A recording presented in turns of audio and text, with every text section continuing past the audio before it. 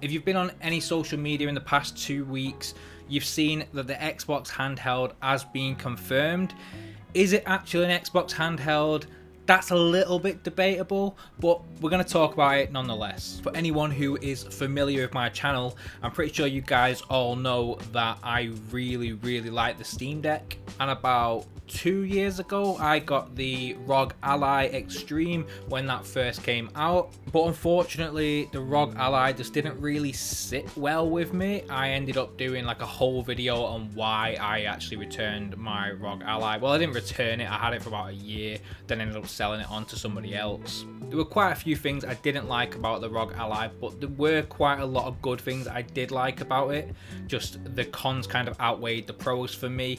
But with this new Xbox ROG Ally and ROG Ally X, I am hoping that they've improved a lot of these issues that I didn't like. The reason I questioned whether this is a true Xbox handheld, that's because it still is a Windows device, just like the ROG Ally and the Legion Go or whatever it's called. I can't remember the name of that one. I've never actually owned it. I never really looked too much into that one. But Windows handheld in general, the biggest letdown is Windows. That is why the Steam Deck is so incredible, because the Linux Steam OS is really good. It's so user friendly, super easy to use, perfect for gaming, and it doesn't have all the Windows BS which comes with it. Takes half an hour to set up and asks you to sign in, put a PIN code, link your emails and stuff. You don't want all that on a handheld. You want to play games. That's what you want to do on a handheld console.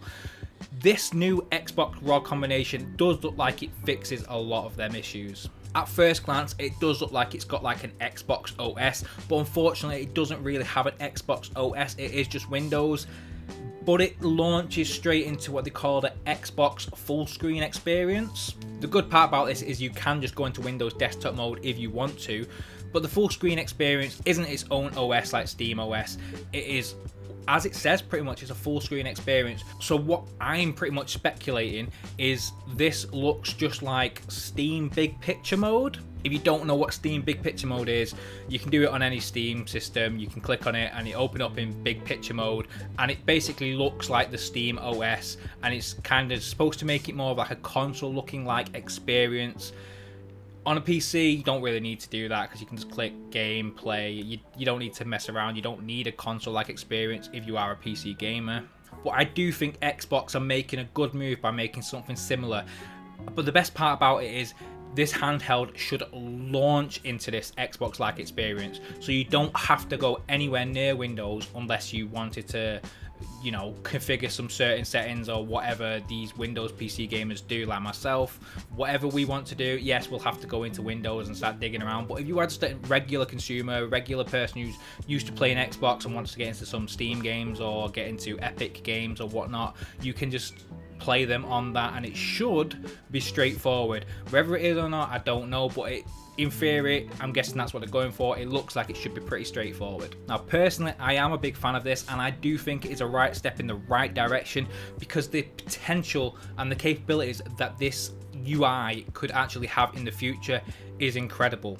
If you already have an ROG Ally, you might want to hold off buying the Xbox Ally purely because the UI Xbox face-like experience should be coming to them as an update. Personally, I don't think it's going to be anytime soon. I think it's going to be at least a year after the Xbox Ally has been out. And I think that's to kind of use all these Xbox Ally people as, well, beta testers.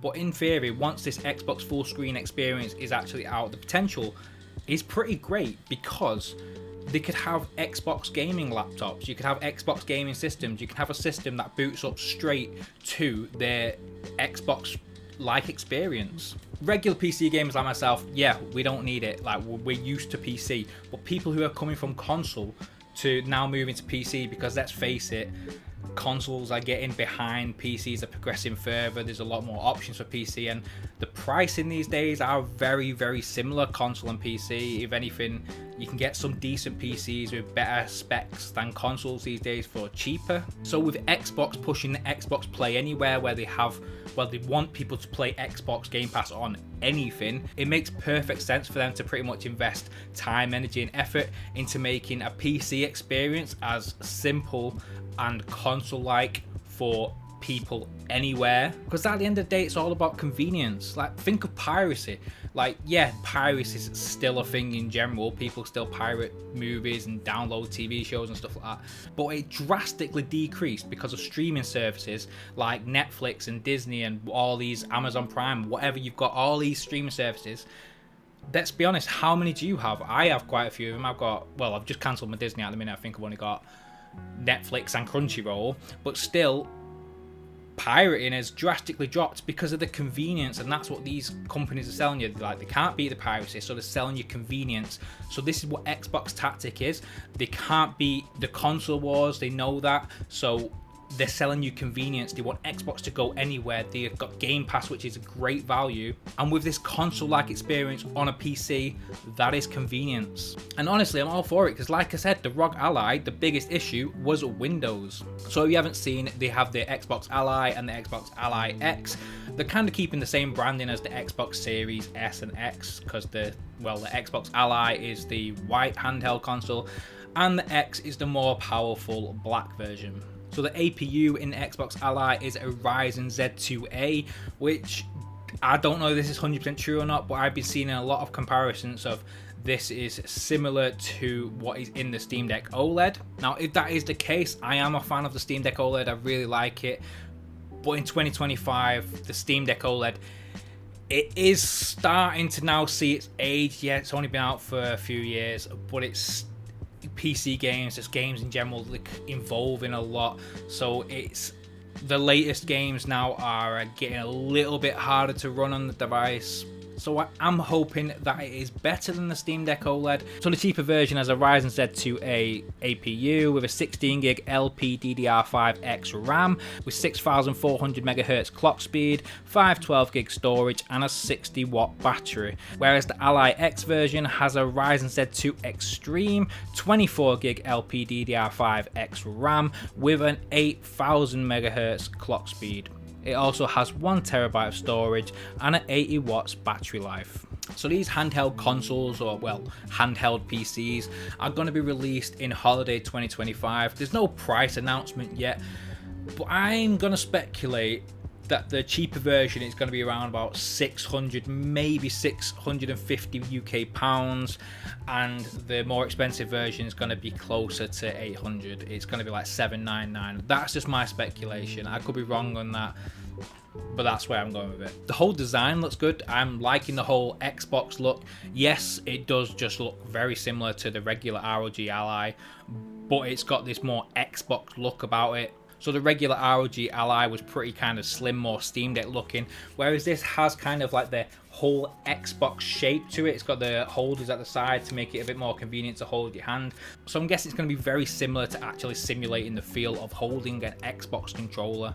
While personally, I think Xbox controllers do feel like the best controllers in your hands. Yeah, they don't have the tech as what PlayStation 5 controllers do, and they are pretty cool, but Xbox controllers, there's something about it, it's always just felt really nice. I'm not yet lucky enough to actually hold one of these consoles, but what I've heard from YouTubers like Austin Evans and Linus Tech Tips, apparently it does feel well. It does look and feel like you're holding an Xbox controller. Apparently it's quite heavy, it's a bit of a chunky monkey from what I heard. It's much heavier than the Steam Deck and much heavier than like the Switch 2 in consoles, but I think it's one of the heaviest handheld consoles out there, probably the heaviest handheld console. Slightly disappointingly, it's going to be an LCD screen. Yeah, LCD screens are pretty good. It looks good. The ROG Ally looked good. It was a nice screen. But once I finally upgraded to the once I finally upgraded to the Steam Deck OLED when that first came out, I love it. I just find the massive difference in OLED. That was the first OLED console I've had, despite, well, let's say the PS Vita. This was the first proper modern OLED console I've had, and now I've bought myself an OLED display. I've fell in love with OLED and I really do like it. I'm not going to throw shade at LCD because let's be honest, it's still going to look pretty sick, and it's got a 120Hz screen and it will be quite good. But I know screens like OLED do draw a lot less power, and on a device like this, battery life is going to be pretty much everything. Once I did upgrade to the Steam Deck OLED, I noticed a massive increase in the battery life that was staved. Yes, the OLED has a better battery in general, but power draw is a lot less. So when you get into the higher X model has a higher battery, but it also has higher capabilities. So if you do run them games higher, your battery's going to burn out a lot quicker. If you run the games exactly the same as you do on both devices, chances are you're going to get a bit more battery life out of the X. But in my experience with these sort of consoles, you might be getting like an extra 25 minutes if you're lucky. And just a little minor thing which is on the downside about this new Ally X is that it doesn't have a trackpad like the Steam Deck. I know it's not a massive thing because on the Ally it did work when you use the analog stick as a mouse. You kind of get used to it and it works fine. But having a trackpad there, it is quite a nice feel. But I do get it if you're keeping a more console looking experience. And hopefully you don't need to have many reasons to get off the original Xbox UI and you don't have to dabble around in Windows. So I am really hoping that that's how that works and it is a good customer console-like experience. So from what we're seeing, the UI does look quite clean and you can run apps together, so you can be playing a game while you've got Discord open on an extra tab, and you should be able to toggle on from one tab to the next. And I'm hoping the game still stays playing and it is a complete quick resume and it keeps going, which is very ideal if you want to go into Discord chat with your friends, or well, probably Xbox party chat as well if that is a thing on there, which I'm pretty sure it will be because it's an Xbox handheld. It also has Armor Crate, which is a button you can press on the side which you can change a few settings like you could on the ROG Ally. It should, in theory, looks pretty much the same as that. This is a good and bad at the same time. I did like it on the ROG Ally when it actually worked, but a lot of the times it didn't work. So when you're just not doing anything, it works perfectly. But when you're playing the game and the system gets hot and you've been playing the game for a while, and then you press this Armor Crate and you go to change some of the settings, most of my time trying to do this, it was super unresponsive or extremely laggy. I was just getting so frustrated with it if you try to change the refresh rate. And I had a separate channel where I'd record gameplay clips just to show people the capabilities of it. And when I had to keep changing the settings all the time, I had to keep pausing these videos because it just wasn't working and it just made the system look really bad. It's been around about 2 years since the ROG Ally actually came out, so I am hoping that a lot of this issues has been fixed, and I played it within the first half a year. So to be honest, it might have updates already, or it might have just been an Ally problem because, well, the Ally was notoriously getting hot. It used to melt SD cards because it just got that hot. It was just a thing. So I don't know if it's just because the Ally was prone to overheating, and I do hope these fix these problems in this version, especially if they're going to be dropping it at ridiculously high price tags, especially because of the new tariffs and all sorts. But all that being said, I'm quite looking forward to seeing what goes on with this device. The aesthetics look quite cool. If you look closely, it's got engravings of, well, it says RGB XOXO, or it's supposed to say Xbox ROG or ROG Xbox, but I'm seeing RGB XOXO because, well, that's all I want to see. Hugs and kisses for the RGB. I'm quite looking forward to hearing more about this, and I think it is a good step in the right direction, especially if this Xbox full screen experience is actually a good Xbox full screen experience like they're trying to advertise it, because I think that is the biggest selling point. And let's be honest, it might be the biggest selling point for laptops in the future, for gaming PCs, for other handheld consoles. If it works, it's going to be a good thing regardless. If you're a PC gamer who loves playing on Windows or Linux or whatever you play on, that's fine. You don't have to get this, and that's fine. I probably won't be upgrading to it, but if I had on a laptop where I can just turn it on and that's it, or like I've got a friend who's recently moved from Xbox to PC, and I know he's going to come up with a few little hurdles of PC BS, which everybody usually gets, but if he had an Xbox-like experience, it might have been a lot more of an easier transition for him or people like it in general. And all the way back in the day when I first moved to PC from consoles, I had a few of the same issues. I used to have to get onto some of my friends who are a bit more techie than me at the time and just ask them like, oh, how did this work and stuff. And it was simple things. I might be like, oh, change this in the settings or put VSync on. As a console gamer, I had no idea what VSync was, and a lot of console players still don't. If you just tell one of your friends like, oh yeah, does it have VSync? They'll be like, what's that? If they don't have a PC, they'll have no idea. So hopefully with an Xbox-like experience, might just optimize games to fit the device really well. So that's what I'm hoping for. I'm looking forward to this.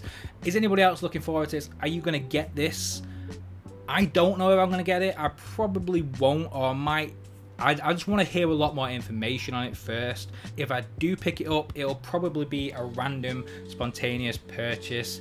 So I'm hoping I don't do that, because I don't have that money to waste.